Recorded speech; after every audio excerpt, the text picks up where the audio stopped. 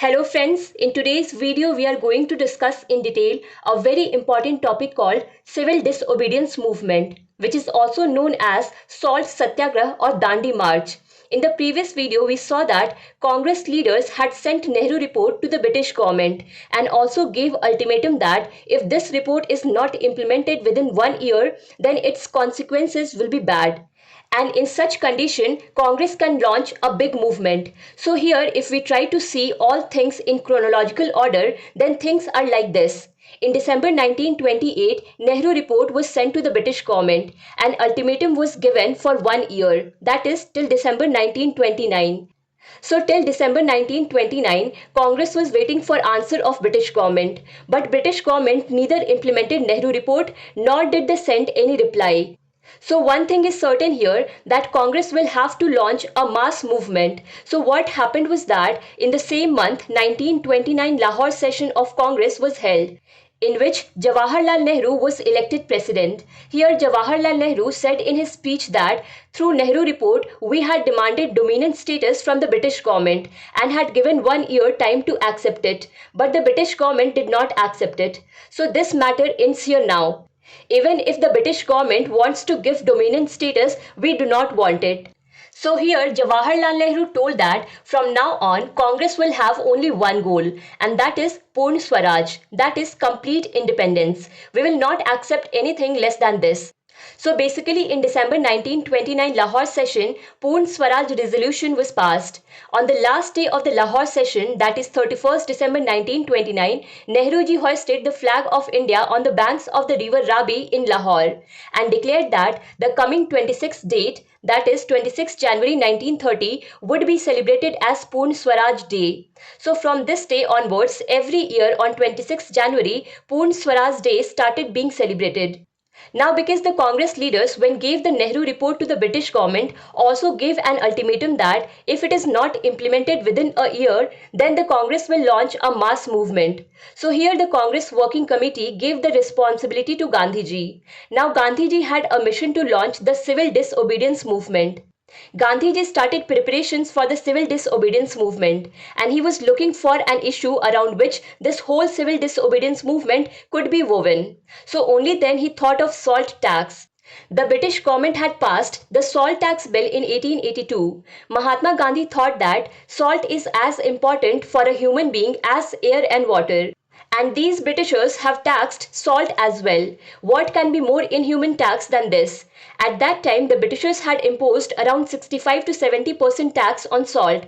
And salt tax alone used to be 15% of the entire British revenue. Apart from this, salt was needed by every class of human being, be it poor, rich, Dalit, Brahmin or anyone. And Gandhiji was actually looking for such an issue that everyone could connect with. So Gandhiji decided that he would break the salt tax law and launch the civil disobedience movement. 12th March 1930 was Wednesday. Gandhiji left with his 78 followers from his Sabarmati ashram in Gujarat. Destination was Dandi, which is a coastal village on the seashore and a great place to make salt. In the map, you can see the path that Gandhiji covered on foot. The total distance between Sabarmati ashram and Dandi was 390 kilometers. This journey of Gandhiji is called Dandi March. Gandhiji completed this distance of 390 kilometers in 24 days. Apart from this, Dandi March is also called White Flowing River, and that is because Gandhiji was wearing white colored khadi. And thousands of people had joined his march in this 390 kilometers journey and started following Gandhiji. And all these people were also wearing white colored khadi, and it seemed as if a white colored river was flowing. That is why this Dandi March is also called the White Flowing River. About 50,000 people reached Dandi with Gandhiji, and on the morning of 6th April 1930, Gandhiji broke the British salt law by making a handful of salt on the beach of Dandi. And with this, the civil disobedience movement started. Apart from this, Gandhiji took a pledge here that he would not return to Sabarmati ashram until the country was freed. And in fact, Gandhiji could never return to Sabarmati ashram after this, even after the country's independence. While supporting Dandi March, C. Rajagopalachari of Tamil Nadu also did a similar march from Trichinappalli to Vidarnayam. Apart from this, K. Kilappan of Malabar region also marched from Calicut to Payanur, which was 128 kilometers. So in this way, civil disobedience movement was launched. But what was to be done in civil disobedience movement? That is, it is important to understand what were its features. Gandhiji's first condition, as always, was that whoever joined this movement would have to be a part of this movement while remaining non-violent. Violence has no place here. Apart from this, you do not have to pay any kind of land tax to the government. Boycott every British government organization and institutions like schools, colleges, court of laws, legislature, elections, etc. Even any civil services, military and police services have to be boycotted. If you do government job in British government, then you will have to quit. Picketing of shops selling foreign goods and liquor will have to be done. Picketing means that you will have to strike peacefully in front of these shops. Apart from this, if any customer comes to these shops to buy goods, then give him proper reasons and convince him not to do so. Also, mass strikes and positions will have to be done.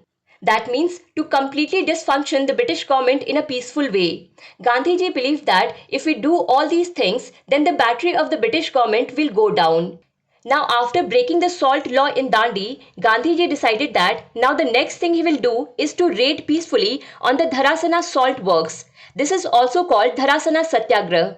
Dharasana salt works was actually 125 kilometers away from Dandi. At that time, Lord Irwin was the Viceroy of the British India.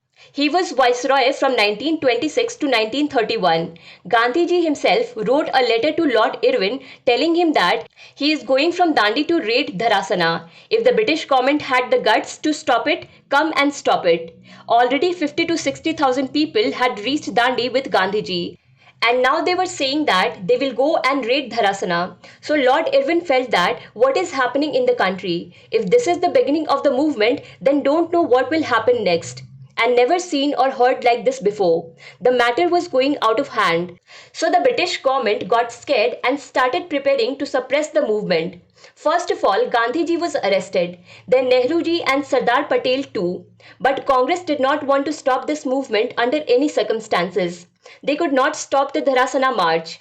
So after Gandhiji's arrest, Abbas Tyabji was leading the Dharasana march and he was accompanied by Gandhiji's wife Kasturba Gandhi. But on the way, the police arrested them as well.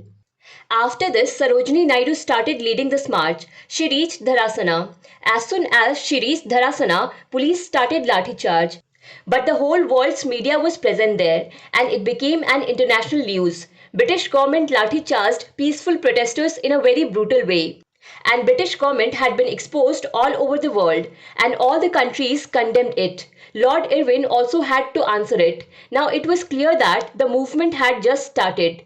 Gandhiji and all the big leaders along with him were arrested. But even after the big leaders were arrested, this movement continued to move forward and grow more and more. It did not stop. Because Gandhiji had addressed the people following him wherever he had taken stoppages during the Dandi March and had told what are the objectives of the civil disobedience movement and what they had to do. So this movement continued even after Gandhiji and other leaders were arrested. The British government picked up all the people who broke the laws and put them in jail. To suppress the movement, police firing, lathi charge and many other things were done. More than 60,000 people were put in jail in a single year. Those who did not pay taxes, their properties were confiscated. But every effort of the British government was unsuccessful. The movement did not stop. Meanwhile, to discuss the report of the Simon Commission, the British government organized the first roundtable conference in London in November 1930. But the Indian National Congress was busy with the civil disobedience movement, so they refused to participate in the conference. Now think, the party which is leading such a big movement behind which thousands of people are ready to go to jail, if the same party does not attend this conference, then is there any value left of this conference? Obviously not. And the same happened. This conference failed and no result came out of it. Now the British government wanted that this problem should be solved with the Indian National Congress before the second roundtable conference. So here all the pressure came on the Viceroy of British India, Lord Irwin. He got pressure from above to convince the Congress in any way, so he came running to Gandhiji. When this news appeared in the newspapers, there was a wave of happiness among the people.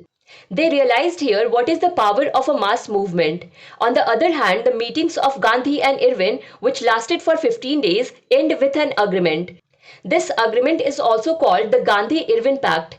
According to the terms and conditions of this pact, Gandhiji ended the civil disobedience movement and also went to London to join the Second Roundtable Conference. Now let us see some important facts related to civil disobedience movement. Khan Abdul Ghaffar Khan, who was a great follower of Gandhiji, he had led this movement in Peshawar. Khan Abdul Ghaffar Khan was a great preacher of non-violence, and because he belonged to the Northwest Frontier Province, that is why he was also called Frontier Gandhi. Abdul Ghaffar Khan established an organization in 1929 called Khudai Khidmatgar, that is, Servant of God. These Khudai Khidmatgar always used to wear red clothes. That is why they were also called red shirts. Apart from this, there is also a fact that during the civil disobedience movement, people in the eastern part of India refused to pay Chaukidari tax. Basically, it was a type of tax that the British government used to impose on villagers. With the money from this tax, the government used to appoint chaukidars in the villages, whose job was to provide security to the villagers. Actually, the police force was less in the village, so basically these chaukidars used to supplement the police force. People refused to pay this tax also because people believed that these chaukidars were thieves. Apart from this, there is an important fact that women participation was very high in this movement, while the participation of Muslim community was much less than the non-cooperation movement. But as a whole, civil disobedience movement was a very successful movement. In the next video, we will understand Gandhi-Irwin Pact in detail and see which were the terms because of which Gandhiji felt that civil disobedience movement should be ended. If you like this video, then do not forget to press like button and share this video with your friends. Videos are available on Bookstawa channel on many topics of history. You can watch them too. And subscribe to Bookstawa channel to keep watching more such videos. So we will meet again with a new topic. Thank you so much for watching Bookstawa.